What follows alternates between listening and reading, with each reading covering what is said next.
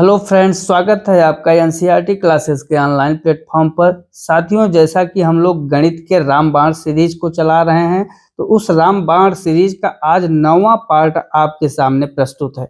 मित्रों, इसमें model paper में जो सवाल दिए गए हैं वो बहुत ही महत्वपूर्ण है, तो पूरा देखिएगा। तो नए भाई बहन चैनल को सब्सक्राइब जरूर कर लें। ये जो वीडियो है आपके लिए बहुत महत्वपूर्ण है। चलिए शुरू करते हैं आज का पहला प्रश्न। अब पहला सवाल क्या है आपका, यदि a प्लस 2 a+4 अविभाज्य। अविभाज्य का मतलब जो विभाजित न हो, संख्या हो, तो a के कितने मान संभव हैं। a के मान हमको बताना है और a के वो मान संभव होंगे। हम लोग चलिए देखते हैं। हमारे पास 3 संख्याएं हैं, एक a है, एक a+2 है और एक a+4 है। तो a के मान देखें, अगर a बराबर 1 मान रखते हैं तो 1, 3, 5, लेकिन जो एक है, एक आपकी विभाजित हो जाती, मतलब ये न तो भाज में आती है और न ही अभाज्य में, इसलिए ए होगा नहीं। ए बराबर अगर 2 रखें तो 2, 2, 4। अब देखिए ये सब विभाजित हो जाएंगे, तो ए बराबर 3 रखने पर संख्या मिल रही है 3, 5, 7। और ये क्या है, आपका समांतर श्रेणी में है और अविभाजित है, इसलिए कौन सा सही होगा, ए बराबर 3 वैल्यू सही होगी। और किसके लिए, इसके लिए कितने मान संभव हैं, सिर्फ एक मान, तो कौन सा ऑप्शन, ए ऑप्शन आपका सही हो जाएगा। नेक्स्ट प्रश्न, नेक्स्ट है आपका 4 अंकी बड़ी से बड़ी संख्या। 4 अंकी बड़ी से बड़ी संख्या क्या होती है, 9999। जो पूर्ण वर्ग हो, पूर्ण वर्ग निकालना है तो इसका वर्गमूल हम लोग करें।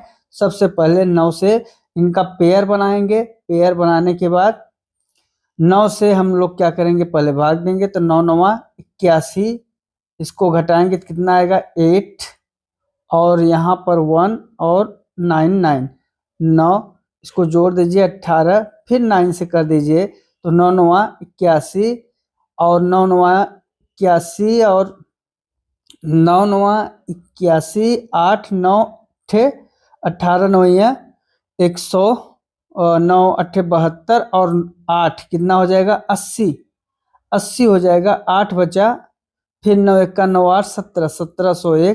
तो जब इसको हल करेंगे तो 198 कितना हो रहा है, 198 बच रहा है। अगर इसी 198 को 4 अंक की संख्या जो हम लोगों ने माना है 9999, इस 9999 में 198 को घटा दें तो हमें संख्या जो मिलेगी 981 90 9 और 1 8, 9801। और 9801 आपकी पूर्ण वर्ग में संख्या है। ठीक है, तो कौन सा उत्तर सही हो जाएगा, आपका डी ऑप्शन सही हो जाएगा। ऐसे सवाल के लिए आप या तो इस ढंग से लगाएं या तो विकल्प का प्रयोग करें, दोनों आपके लिए उचित है। सबसे अच्छा होता है विकल्प, क्योंकि अब देखिए यहाँ 4 अंकों की संख्या कह रहा है, तो इससे बड़ी संख्या होगी नहीं, और ये आपका वर्ग है नहीं। 9000 भी आपका वर्ग नहीं है, 2 संख्याएं हो रही हैं। अब इन्हीं को आपको चेक करना है। ए और सी तो हमने ऐसे ही काट दिया। अगला सवाल, जब x पर पावर 13 प्लस 1, x पर पावर 13 प्लस 1 को, यहाँ देखिए x है, x माइनस 1 से भाग दिया जाए तो शेष क्या होगा।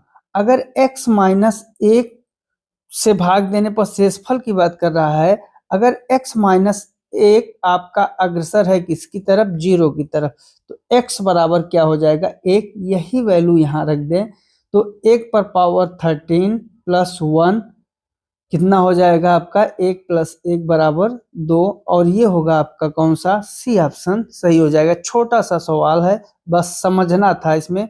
नेक्स्ट क्वेश्चन, अब देखिए यहाँ पर यदि ए व बी समुच्चय सी के अतिरिक्त उप समुच्चय हो तो A union A intersection B की वैल्यू, हमने मान लिया ए की वैल्यू कितना है 1 2 3, अपने से मान लिया।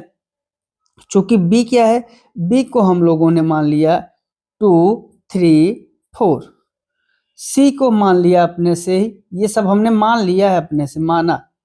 सी को क्या माना, 1 2 3 4 5 हो गया। अब आपको निकालना है क्या, A intersection B, A intersection B निकाल लीजिए। ये कितना हो रहा है, ए इंटरसेक्शन बी का मतलब वो संख्याएं जो ए और बी दोनों मिल रही हैं। तो देखिए आपका यहाँ 2 3 और 2 3 दोनों मिल रहा है, इसलिए ए इंटरसेक्शन बी में सिर्फ आपका 2 और 3 होगा। उसके बाद कह रहा है ए यूनियन, आपको पूरा क्या कह रहा है, A union A intersection B. अब इसको हल करिए। ए की पूरी वैल्यू हम लोग लिखते हैं 1 2 3 और ए इंटरसेक्शन बी को क्या करेंगे, ए इंटरसेक्शन बी की जगह रखेंगे 2 और 3। समझ में आ रहा है। अब यहाँ पर देखिए इसका है क्या पूछ रहा है, समुच्चय। समुच्चय का मतलब अब इन दोनों में जो मिलेगा वही आपका क्या हो जाएगा, उत्तर। तो देखिए इन दोनों में क्या मिल रहा है, तो इन दोनों में 1, देखिए 1 यहाँ से मिला और 2 3 इसमें भी है, इसमें तो 2 3। तो आपका देखिए ये किसके बराबर हुआ, ए के बराबर ही तो हुआ। तो A union A intersection B की वैल्यू किसके बराबर आई, 1 2 3 के। और ये 1 2 3 क्या है, ए की वैल्यू हमने माना था। तो आपका कौन सा उत्तर, सी उत्तर सही हो जाएगा, सी ऑप्शन। इसमें कुछ नहीं होता, अपने से एक संख्या मान लीजिए, फिर उसके आगे दूसरी, फिर सी, इसी ढंग से कर लीजिए। इंटरसेक्शन का मतलब जो दोनों में मिले, यूनियन का मतलब कि पूरा एक तरफ से जो कॉमन मिलता जा रहा है उसको ले ले, यूनियन का मतलब पूरा समुच्चय। तो यहाँ से ए की वैल्यू निकल आई। नेक्स्ट क्वेश्चन, एक गांव की जनसंख्या प्रतिवर्ष 5% बढ़ जाती है। यदि वर्तमान में उस गांव की जनसंख्या 4410 हो तो 2 वर्ष पूर्व, देखिए इसके लिए सूत्र है आपका n वर्ष पूर्व। n वर्ष पूर्व गांव की जनसंख्या जो होगी किसके बराबर होगी, ट्रिक आपको हम बता रहे हैं। ए बराबर होगा P इंटू 1 प्लस आर बटे 100 पर पावर n। अब देखिए ए क्या था, टोटल जनसंख्या। टोटल जनसंख्या कितनी है, 4410। पी की वैल्यू निकालनी है 1 प्लस आर, आपका 5% की दर से बढ़ रहा है, और 100, और एन की वैल्यू कितना है, 2 वर्ष। बस इसी को हल कर लीजिए। तो हम लोग इधर हल कर रहे हैं, 4410 बराबर पी इंटू, इसको हल करेंगे 5 1 5 5 20 बार 20 और 1 21, 21 इंटू 21 बटे 20 इंटू 20।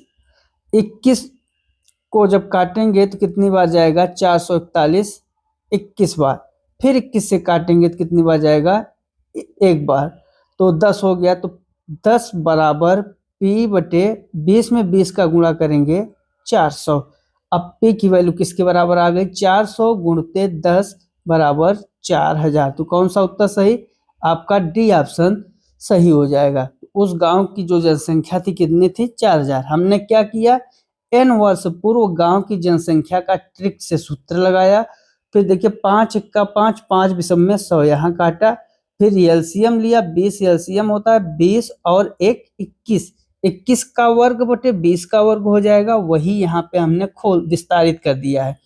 तो फिर 21 से 21 को काट 441 को काटा, 210 बार गया, फिर 21 से काटा 10 बार गया, हल कर लिया, कितना हुआ, 4000 उत्तर, जो कि उस गांव में 2 वर्ष पूर्व जनसंख्या थी। अगला सवाल, एक कंपनी 25 लाख रुपए की पूंजी एकत्रित करने के लिए शेयरों का विज्ञापन देती है।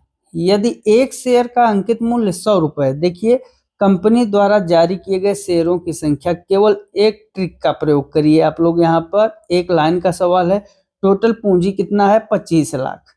कितना है, 25 लाख।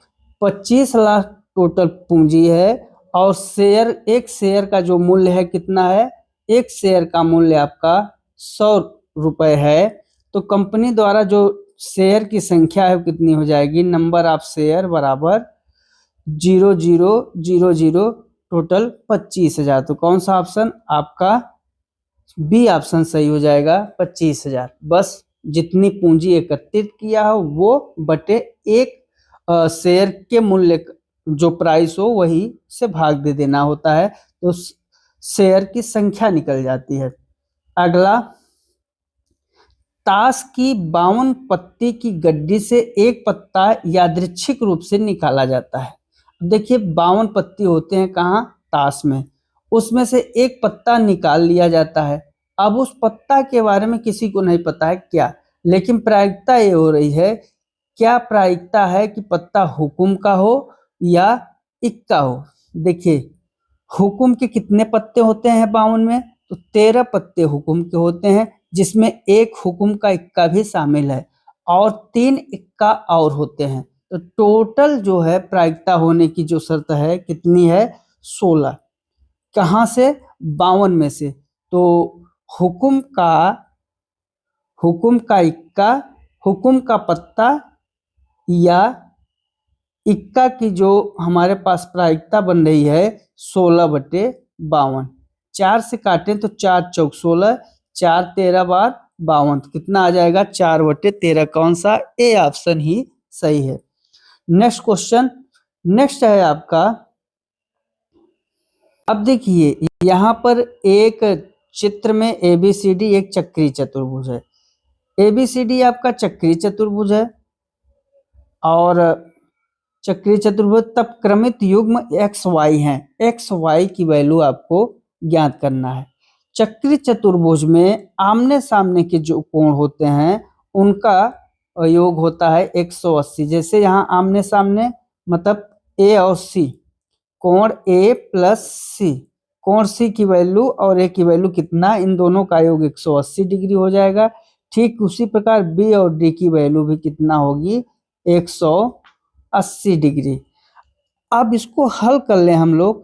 यहाँ देखिए लिखा है 3y माइनस 5 डिग्री, A की वैल्यू है क्या, 3y minus 5 degree, plus D की वैल्यू है 7x plus 5 degree, 7x plus 5 degree, और ये किसके बराबर है, 180 के। तो यहाँ से -5 और +5 कट जाएगा, तो आपका 7x प्लस 3y और ये किसके बराबर हो जाएगा, 180 के।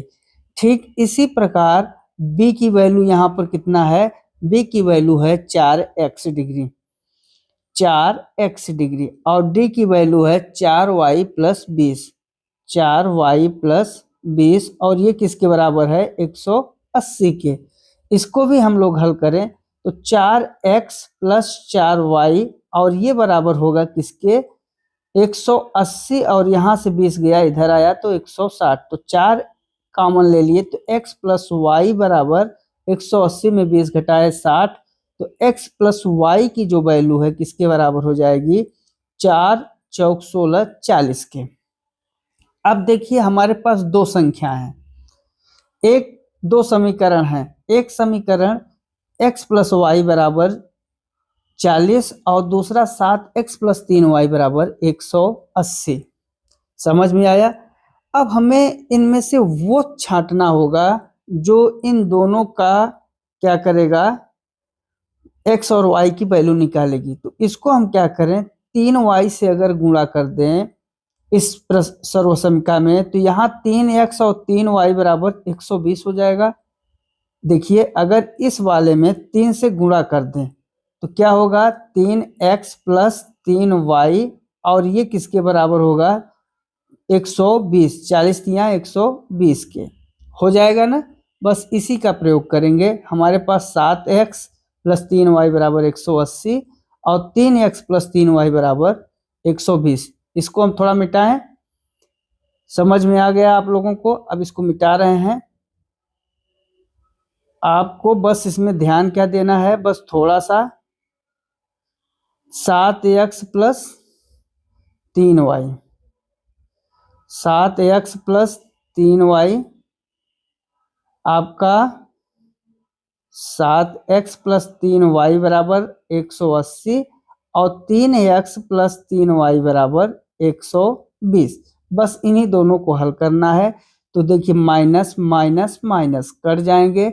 4x बराबर कितना होगा, 180 में 120 घटा दिया 60, तो x की जो वैल्यू है आ गई 15। अब जब x की वैल्यू 15 डिग्री हो गई तो x प्लस वाई बराबर कितना था, 40 डिग्री। 15 डिग्री प्लस y की वैल्यू 40 डिग्री, तो y की वैल्यू कितनी हो जाएगी 40 डिग्री माइनस 15 अर्थात y बराबर 25 डिग्री। तो दो आपको मिल गए, x की वैल्यू 15 डिग्री और y की वैल्यू 25 डिग्री। तो आपका सवाल सही है। कौन सा? पहला ऑप्शन सही है। ऐसे प्रश्न को अब जैसे इतना लंबा हम लगाए, अगर आपको नहीं लगाना है तो केवल ऑप्शन से लगाइए। ऑप्शन सबसे बेस्ट तरीका है इन प्रश्नों को हल करने के लिए। x की जगह 10, 15 और y की जगह आप अगर 25 रखे होते तो इन दोनों का योग पहले कितना हो जाता 180, और पहला ही ऑप्शन सही था। समझ में आया? अगला सवाल आपका, x के किस मान के लिए निम्न आंकड़ों का बहुलक 27 होगा? देखिए 27 27 एक आपको आंकड़ा दिया है, यहाँ कह रहा है कि कौन सा ऐसा आंकड़ा है, x का कौन सी वैल्यू होगी जिससे आंकड़ों का बहुलक 27 हो जाएगा। तो बहुलक का मतलब क्या होता है? सबसे अधिक संख्या।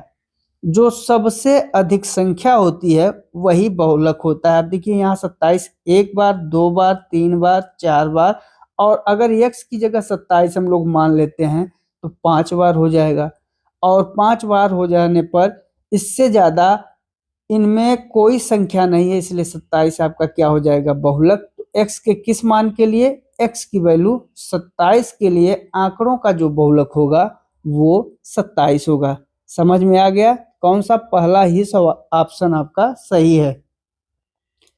अगला सवाल, यदि x बराबर 2, y बराबर 1 और z बराबर 3 है तो इसका मान आपको निकालना है। निकाल लीजिए। x की जगह पे 2 मतलब 2 का स्क्वायर, प्लस y की जगह स्क्वायर है 1 का स्क्वायर, उसके बाद z का क्यूब मतलब -3 का क्यूब माइनस 3, x की जगह पे 2, y की जगह पे 1 और z की जगह पे -3।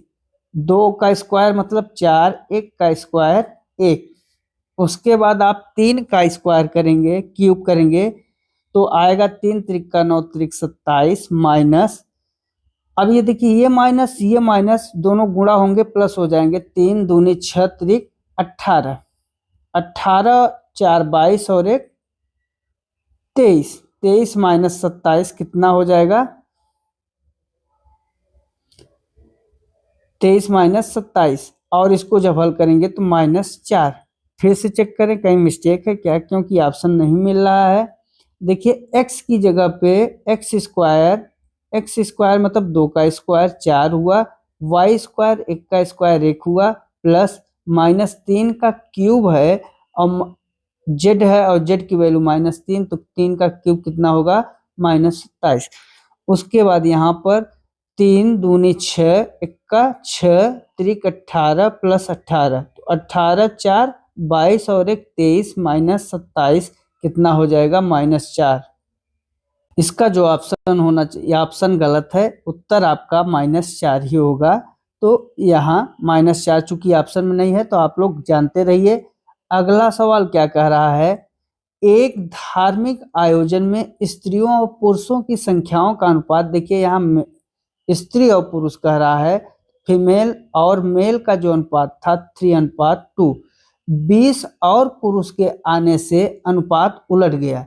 अब जब 20 पुरुष आ गए, कहाँ 20 पुरुष आ गए तो मेल, ये जो अनुपात हुआ फीमेल रेशियो मेल का क्या हो गया? 2:3 हो गया। तो स्त्रियों की संख्या कितनी थी, इसको हल करना है। यहां से आपको कुछ नहीं करना है, फीमेल को 3x और मेल को 2x मान लेना है। अब देखिए सवाल में क्या कर रहा है कि जब पुरुषों की संख्या 20 और आ गई तो 3x, और पुरुष कितने आ गए? 2x प्लस 20, तब ये अनुपात कितना हो गया? 2/3। बस इसी को हल कर लीजिए, उत्तर आपका आ जाएगा 3 त्रिक का 9x प्लस 2 दूनी 4x, 9x बराबर आपका कितना होगा?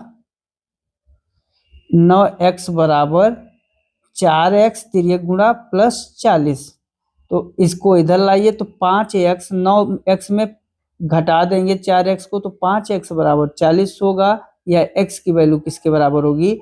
8 के।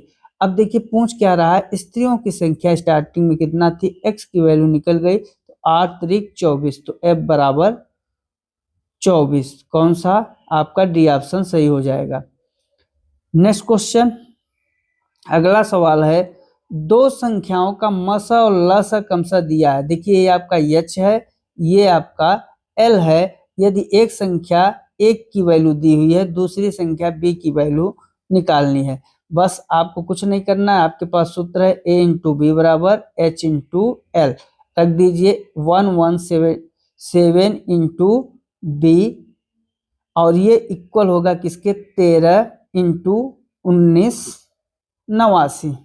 देखिए 13 नवैया 117, तो बी की जो वैल्यू होगी 1989/9। 9 दूनी 18, फिर बचेगा 1, 9 दूनी 18 और 9 1 9। तो जो बी की वैल्यू है किसके बराबर होगी, 221 के। आपका बी ऑप्शन सही हो जाएगा। नेक्स्ट क्वेश्चन आपका, जतिन एक वस्तु को 10% कम मूल्य पर खरीदता है। अब देखिए अगर हम टोटल मान लें 100x मूल्य है, तो वो खरीदता कितने पे, 10% कम में, मतलब 90% मूल्य की जो वैल्यू है 90x रुपए में खरीदता है।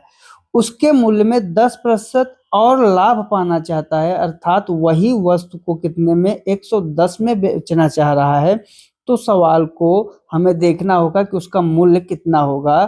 तो 110 हो जाएगा, चूंकि हमने 100 माना था, तो 100 में 90 10%, तो लाभ कितना हो जाएगा, 110x। तो अगर यहाँ से देखें कि पहले से वो कितना लाभ हो रहा है, तो 110x में 90x अर्थात 20x का लाभ हो रहा है। तो लाभ परसेंट क्या होगा, 20x का लाभ हो रहा है। कहाँ से, 90 से।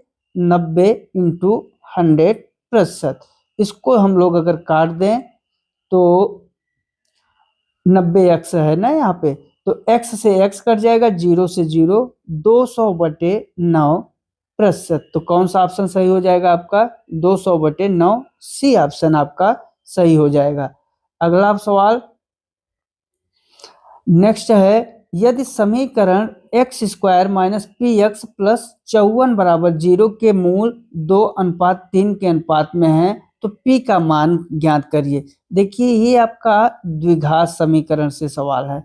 जब द्विघात समीकरण से सवाल होते हैं तो इनके दो मूल होते हैं। अगर हम लोग एक को अल्फा मान लें और दूसरा मूल अल्फा प्लस 1 मान लें, तो इन दोनों मूल का जो योग होता है, इनके दोनों मूल का योग ये होता है -b/a, -b/a। और दोनों मूल का गुणनफल कितना होता है, दोनों मूल का गुणनफल ये आपका होता है c/a। ठीक, तो यहां से हम लोग क्या करें, पहले मूल 2:3 के अनुपात में है, तो यहाँ पे दोनों मूल का अनुपात दिया है, तो हम डायरेक्ट मान लेते हैं कि पहला मूल 2 अल्फा, दूसरा मूल 3 अल्फा हो जाएगा।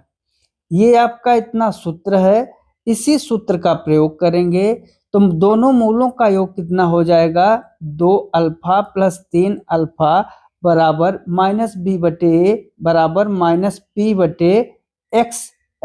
यहाँ एक है तो आपका हो जाएगा 5 अल्फा बराबर -p। चूंकि यहाँ -p/a की वैल्यू 1 है, तो 1 का कोई मतलब नहीं। उसके बाद इन दोनों का गुणन, तो दोनों का गुणन कितना हो जाएगा, 2 अल्फा इंटू 3 अल्फा बराबर c/a, तो 54। तो 2 तिहाई 6 अल्फा स्क्वायर बराबर 54, तो अल्फा स्क्वायर 6 9 54, और ये आपका होता है 3 का स्क्वायर, तो अल्फा की जो वैल्यू आई 3 आई। तो यहाँ से अगर हम लोग देखें तो -p की वैल्यू किसके बराबर है, 5 इंटू अल्फा की वैल्यू 3, -p बराबर कितना मिला, 15। हमको p की ही वैल्यू निकालनी है, कितना हो जाएगा माइनस, अच्छा यहाँ पर माइनस पहले से है तो माइनस माइनस प्लस हो जाएगा, 15 वैल्यू हो जाएगी। आपका कौन सा ऑप्शन, डी ऑप्शन सही है। क्योंकि यहाँ देखिए माइनस है और ये माइनस दोनों माइनस का क्या होगा, गुणा हो जाएगा, तो प्लस में हो जाएगा। तो ये आपका सवाल होता है, बहुत सरल है। बस सूत्र याद करना है कि अगर द्विघात समीकरण है और उनके दो मूल हमने माना जैसे अल्फा और अल्फा प्लस 1 है, तो इनका योग कितना होता है -b/a और गुणनफल कितना होता है c/a। इन्हीं सूत्रों को हमने यहाँ लगाया। चूंकि यहाँ अल्फा की दोनों मूलों के अनुपात दिए थे 2 और 3, तो हमने यहाँ से 2 और 3 अल्फा मान लिए और इनका योग का सूत्र लगाया। तो माइनस, देखिए ये माइनस p यहाँ था और यहाँ भी माइनस है, तो माइनस माइनस का गुणा प्लस हो गया। तो b की जगह p और a की जगह 1, तो p/1 बराबर p। ठीक, उसके बाद यहाँ से हम निकाल लिए अल्फा की वैल्यू और रख दिए, तो आपका p का मान निकल गया। नेक्स्ट अगला सवाल है, दो लंब वृत्तीय शंकुओं की ऊंचाई कितना है? ऊंचाई आपका h1 अनुपात h2 बराबर 25:64 है। उनके व्यासों का अनुपात 4:5 है। तो जो व्यास का अनुपात होगा वही उनके त्रिज्या का अनुपात होगा। तो r1 अनुपात r2 बराबर कितना है 4:5। ठीक, चूंकि हमें आर स्क्वायर की वैल्यू चाहिए तो हम इसको इस ढंग से भी लिख सकते हैं, r1 का स्क्वायर अनुपात r2 का स्क्वायर इक्वल टू 4 चौक 16, इसको 16:25 ये भी लिख सकते हैं। उनके आयतनों का अनुपात ज्ञात कीजिए। देखिए जो शंकु का आयतन होता है, शंकु का आयतन बराबर होता है 1/3 पाई r स्क्वायर h। तो पहले शंकु का आयतन, तो यहाँ हम फर्स्ट लिख दे रहे हैं, पहले शंकु का आयतन बटे सेकेंड शंकु का आयतन, और ये किसके बराबर होगा 1/3 पाई r1 स्क्वायर h1 बटे 1/3 पाई r2 स्क्वायर h2। अब देखिए ये कट जाएगा, तो v1 बटे v2 की जो वैल्यू होगी वो किस पे डिपेंड करेगी, r1 बटे r2 का स्क्वायर इंटू h1 बटे h2। बस आपके पास इन दोनों का मान है, रख दीजिए। r1 बटे r2 स्क्वायर मतलब 16/25 इंटू h1 बटे h2 का मतलब 25/64। देखिए 25 से 25 कटा, 16 चौके 64। तो v1 अनुपात v2 की जो रेशियो कितना है 1:4, आपका बी ऑप्शन सही हो जाएगा। अगला, एक समचतुर्भुज, देखिए आपका एक समचतुर्भुज है और उस समचतुर्भुज का जो विकर्ण है कितना है 10 और 24, d1 आपका 10 और d2 24। तो अगर इनको देखें, चूंकि समचतुर्भुज 90 डिग्री के कोण पे काटते हैं, तो आपका यहाँ से 5 और 5, तो अगर ये 90 12 5 तो ये 13 हो गया, ये भी 13, ये भी 13 और ये भी 13। चूंकि जो समचतुर्भुज हैं उनके विकर्ण आपस में जो काटते हैं वहां पे 90 डिग्री का कोण बनता है, तो ये 90, तो आप समझिए कर्ण हो गया। वैसे ये भी कर्ण, यहाँ भी कर्ण और यहाँ भी कर्ण। तो अब हमें बताना क्या है परिमाप, तो 4 गुणते 13, 4 गुणते भुजा ही क्या होता है परिमाप, तो p बराबर 52 सेंटीमीटर। एक लाइन का सवाल, बस समझने की देरी है, अगर आपने समझ लिया तो सवाल लग गए। नेक्स्ट क्वेश्चन, एक सर्वेक्षण प्रेक्षणों की संख्या, टोटल नंबर ऑफ प्रेक्षण कितना है, ऑब्जर्वेशन 40, n की वैल्यू 40 है। यदि प्रथम 10 प्रेक्षणों का माध्य 4/4.5 तथा शेष का माध्य आपका 3.5 है, पूरे का माध्य हमने a माना। प्रथम 10 का मतलब 10 गुणते 4.5 प्लस बचा कितना, जब 10 इधर ले लिया तो 30 बचा, तो 30 गुणते 3.5 बटे टोटल 40। ए की वैल्यू होगी 45 प्लस इधर करिए 35 गुणते 3 कितना हो जाएगा, 3 पचे 15, 3 त्रिका 9 और 1 10, 105 बटे 40, और ये आपका होगा 145 और 105 150 बटे 40। अब इसको अगर हम काटें तो 15/4 और 4 तिहाई 12 बचता है कितना 3.7 3.75। तो पूरे प्रक्षण का जो होगा कितना होगा 3.75। आपका सी ऑप्शन सही हो जाएगा। अगला सवाल क्या है, 14 सेंटीमीटर कोर वाले एक ठोस घन से अधिकतम आयतन का लंबवृत्तीय बेलन काटा जाता है। इस बेलन का संपूर्ण पृष्ठ, जो बेलन का संपूर्ण पृष्ठ होता है वो आपका होता है बेलन का संपूर्ण पृष्ठ, ये आपका होता है 2πr r+h। इस सवाल में आपको बस एक चीज ध्यान देना होता है, या जब भी ऐसे सवाल आए तो उनमें आपको बस इतना ध्यान होता है कि जो बेलन का त्रिज्या होगी वो क्या होगी, कोर के आधा। क्योंकि यहीं पे देखिए ये आपका बेलन बनेगा, और जब बेलन आपका ये बना तो ये जो होगा ये कोर का आधा, चूंकि यहां से यहां तक 14 सेंटीमीटर है तो आपका ये आधा हो जाता है, तो ये त्रिज्या क्या होगी 7 सेंटीमीटर। तो आर की वैल्यू आपको 7 मिल जाएगी। और चूंकि कोर की जो लंबाई है वो 14 है, घन की लंबाई आपकी, घन का कोर कितना है 14, और जो हाईएस्ट बेलन बनेगा उसकी ऊंचाई कितनी हो जाएगी, कोर के भुजा के बराबर, मतलब घन के भुजा के बराबर 14 सेंटीमीटर। तो आपका जो h होगा, h कितना हो जाएगा 14। बस यही दोनों मान रखना है। हमेशा ध्यान दीजिए कि जब इस ढंग का सवाल होगा तो जो घन की भुजा होती है त्रिज्या उसकी आधी, और हाईएस्ट घन की भुजा के बराबर उसका ऊंचाई हो जाता है। चाहे ऐसे सवाल बेलन में भी बनते हैं, शंकु में भी बनते हैं, और गोला में भी बनते हैं। तो बस इसी सूत्र में रखना है, 2 गुणते पाई की जगह 22/7, आर की जगह 7, आर की वैल्यू 7 है और एच की वैल्यू 14 सेंटीमीटर। 7 से 7 कट जाएगा, 22 दूना 44, और 14 7 कितना होगा 21, 21 चौक 84, 8 हासिल। उसके बाद 21 चौक 84 और 8 कितना हो जाएगा 92। तो कौन सा 924 सेंटीमीटर स्क्वायर। तो आपका कौन सा ए ऑप्शन आपका सही हो जाएगा।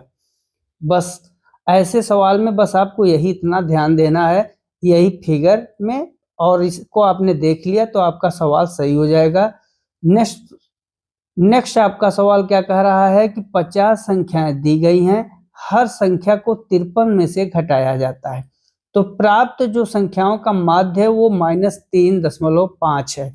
दी गई संख्याओं का माध्य क्या होगा, जब इस ढंग से सवाल हो x घटाया जाए तो आप वही x किस में घटा देंगे, माध्य में। तो आपका जो अभिष्ट आंसर हो जाएगा वो क्या होगा, माध्य माइनस आपका जो होगा संख्या, इसका सूत्र बनता है संख्या, जो संख्या घटाई जा रही है, संख्या माइनस माध्य। संख्या जो घटाई जा रही है x मतलब 53, तो 53 माइनस 3.5।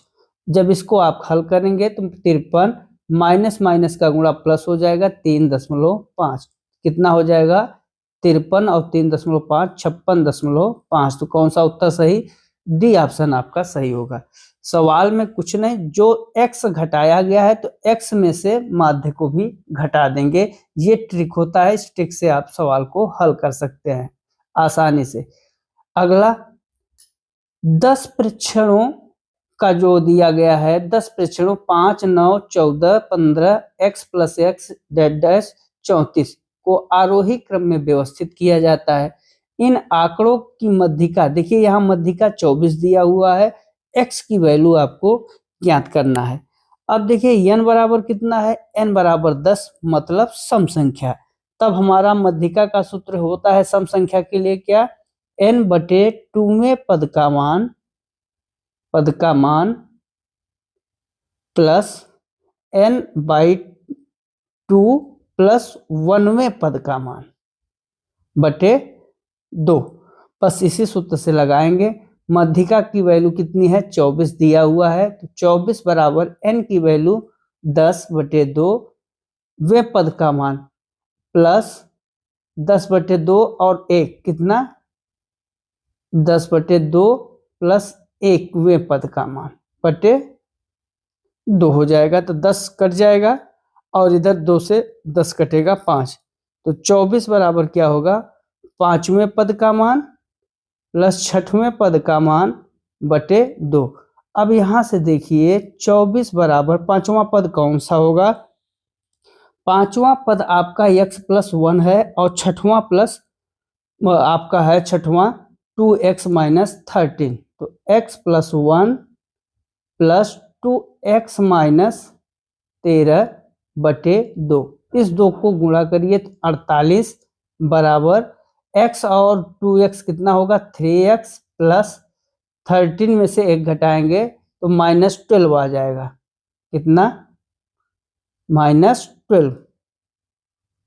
अब जब इस 12 को इधर लाएंगे तो जुड़ जाएगा, तो 3x बराबर 48 प्लस 12, 48 12 कितना होगा 60, 3x की जो वैल्यू होगी वो किसके बराबर होगी, 3x बराबर 60 या x की वैल्यू 20 के बराबर होगी। अब आपसे क्या कह रहा है, x का मान, तो x का मान क्या हो जाएगा 20। केवल हमने क्या किया, मध्यिका का सूत्र लगाया और उसे हल कर लिया। 5वां और 6वां पद कह रहा है, 5वां आपका x+1 है और 6वां पद 2x - 13। अगला क्वेश्चन, नेक्स्ट क्वेश्चन आपका है शिक्षण से रिलेटेड है, निम्न में से कौन सा कथन सत्य है। तो इसमें हमें सत्य कथन के बारे में जानना है। तो गणित की विभिन्न शाखाएं जैसे बीज गणित, ज्यामिति इत्यादि एक दूसरे पर निर्भर हैं, बिल्कुल सत्य है। अंक गणित को पढ़े बिना भी समीकरणों को पढ़ा जा सकता है, गलत। बीज गणित को पढ़े बिना भी त्रिभुजों की समरूपता पढ़ी जा सकती है, ये भी गलत है।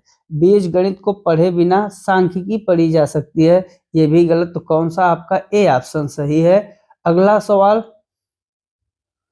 निम्नलिखित में से गणित अध्यापन का कौन सा शैक्षणिक तरीका सबसे अच्छा माना जाता है, और इसमें शिक्षार्थियों को उसकी विद्यमान क्षमताओं को विकसित करने के लिए प्रोत्साहित करना सबसे अच्छा तरीका है। बिल्कुल आपका ये ऑप्शन सही है। बी और सी इसलिए नहीं सही है क्योंकि दोनों में निगेटिव कीवर्ड्स केवल है और इसलिए आपका ये दोनों गलत हो गया। हर शिक्षार्थी को एक ही तरह से पढ़ाना भी गलत है, तो कौन सा ए ऑप्शन आपका सही हो गया। अगला सवाल आपका, संदर्भ में ग्रामीण क्षेत्रों में विद्यालय में आने वाले बच्चों के लिए निम्न में से कौन सा कथन सत्य है। हमें सत्य कथन के बारे में बताना है। तो आपके पास क्या है, उनके पास मौखिक गणितीय परंपराओं और ज्ञान की प्रचुरता है, आपका ए ऑप्शन सही है। क्योंकि जो बच्चे कहाँ से आते हैं, ग्रामीण क्षेत्र को विद्यालय में आते हैं, उनके पास भी मौखिक रूप से गणितीय परंपराओं और ज्ञान की क्या होती है, प्रचुरता होती है। बी सी डी ऑप्शन में क्या है, उन्हें गणित का कोई ज्ञान नहीं है, देखिए निगेटिव है इसलिए गलत। उनकी गणित में संचारण निपुणता निष्कृत है और ये भी आपका निगेटिव में है। उन्हें विधिवत गणित सीखने की आवश्यकता नहीं, ये भी क्या है, निगेटिव। तो आपका कौन सा ए ऑप्शन ही सही है। अगला सवाल क्या कर रहा है, नेक्स्ट क्वेश्चन आपका कह रहा है निम्नलिखित कथनों को पढ़िए, निम्नलिखित में से कौन कथन सही है। सही कथन हमको प्राप्त करना है। अभिगृहित प्रस्ताव हैं जिन्हें मान लिया जाता है, अभिगृहित विशेष प्रमेय हैं। देखिए अभिगृहित प्रस्ताव वो होते हैं जिन्हें हम लोग मान लेते हैं। ये अभिगृहित और स्वसिद्धि, ये दोनों ऐसे गणितीय सत्य हैं जिन्हें सिद्ध नहीं किया जा सकता है, ठीक। इन्हें मान लिया जा सकता है, सिद्ध नहीं किया जा सकता, इन्हें स्पष्टता से ही समझा जा सकता है। तो आपका ए ऑप्शन सत्य है। दूसरा ऑप्शन क्या कह रहा है, अपगृहित विशेष प्रमेय है, बिल्कुल गलत। अपगृहित परिभाषाएं भी गलत है, अपगृहित को सिद्ध करने के पर वह प्रमेय बन जाता है, ये भी आपका ऑप्शन गलत है। तो केवल कौन सा सही है, ए सही है। अपगृहित एक प्रस्ताव और जिन्हें मान लिया जाता है, अपगृहित भी है और स्वसिद्धि भी। अगला क्वेश्चन, नेक्स्ट सवाल कह रहा है आपका, निम्नलिखित में से कौन सा कथन विद्यार्थियों द्वारा गणित में की गई अशुद्धियों, अब देखिए यहाँ अशुद्धियों की बात कर रहा है, अशुद्धियों के समसामयिक निरीक्षण पर प्रकाश नहीं डालता है। अब यहाँ निगेटिव वर्ड है तो हम इसको पहले क्या करें, अंडरलाइन। वे अधिगम का हिस्सा है। देखिए विद्यार्थियों द्वारा गणित की अशुद्धियों के समसामयिक निरीक्षण पर, मतलब गणित में जो अशुद्धियां की जा रही है उनके बारे में प्रकाश नहीं डालती। वे अधिगम का हिस्सा है, बिल्कुल त्रुटियां अधिगम का हिस्सा होती हैं, आप सबको पता है। वे जानकारी प्राप्त करने का मूल्यवान स्रोत हैं। एक बच्चे के बारे में, बच्चे के विचार के बारे में समझना है तो उनकी त्रुटियों से ही टीचर समझता है। वे अध्यापिका का उसकी कक्षाओं की आयोजना तैयार करने में मार्गदर्शन कर सकती हैं, बिल्कुल सही है। जब त्रुटि बच्चों का टीचर पकड़ते हैं तब टीचर उनके त्रुटियों के अकॉर्डिंग योजना को तैयार करते हैं। तो ये तीनों ऑप्शन आपके सही हैं, हमको नहीं बताना है तो उन्हें अनदेखा कर देना चाहिए, यही गलत है और यही ऑप्शन आपका सही है सवाल के अनुसार। अगला सवाल क्या कह रहा है, निम्नलिखित कथनों में से गणित के संदर्भ में कौन सा कथन सही, अब हमें सही के बारे में बताना है। गणित आपका क्या है, गणित एक उपकरण है, बिल्कुल सही। गणित एक प्रकार की कला है, ये भी सही है। और गणित एक भाषा है, तो आपका ये भी सही ही है। तो तीनों आपके सही है। उपकरण के रूप में गणित कार्य करता है, कला के रूप में और भाषा के रूप में, तो कौन सा, सी ऑप्शन आपका सही हो जाएगा। गणित एक ऐसी विद्या है जो संख्या, मात्रा, परिणामों, रूपों और आपसी रिश्ता, गुण, स्वभाव सबका अध्ययन करती है। गणित अमूर्त भी है जिसमें हम लोग तर्क को देते हैं, गणित निराकार भी है। गणित निगमनात्मक प्रणाली है तो वो भी है। गणित एक उपकरण के रूप में भी कार्य करती है, कला के रूप में भी कार्य करती है। कौन सा, आपका सी ऑप्शन यहाँ से सही है। अगला सवाल क्या कह रहा है कि यह सिद्ध करने के लिए कि √2 एक अपरिमेय संख्या है, एक अध्यापक यह मानकर शुरू करता है किसको, प्रश्न को, ये प्रश्न है कि यह एक परिमेय संख्या है और आगे बढ़ते हुए यह सिद्ध करता है कि यह पूर्वानुमान संभव नहीं, यह उपपत्ति निम्न विधि का उदाहरण है। ऐसा होता है कि जो ये निम्न विधि है आपका, तो ये जो पूर्वानुमान संभव नहीं हुआ, ये आपके प्रतिवाद का उदाहरण है। किसका, प्रतिवाद।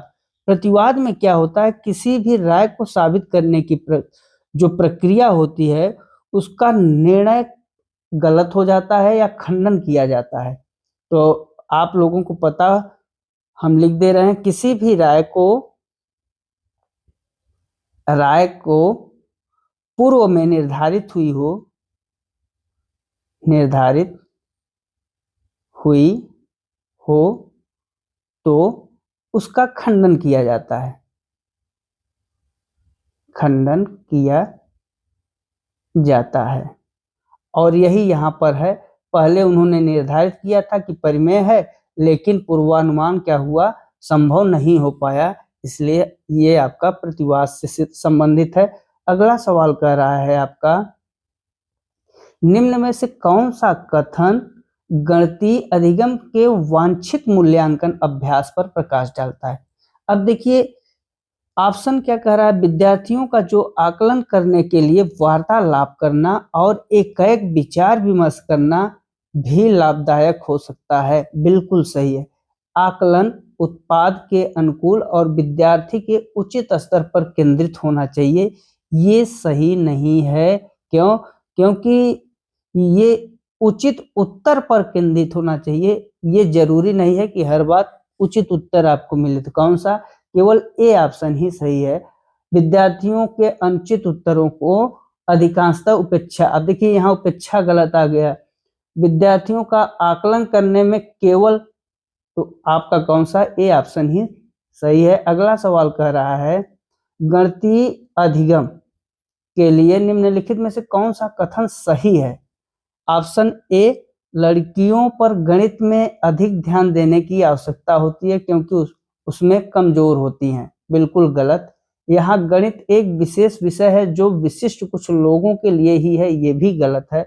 अनौपचारिक एल्गोरिथम और औपचारिक गणित से निकृष्ट है। अब यहाँ प्रत्येक व्यक्ति गणित सीख सकता है, उसमें सफल हो सकता है। कौन सा आपका सवाल सही है?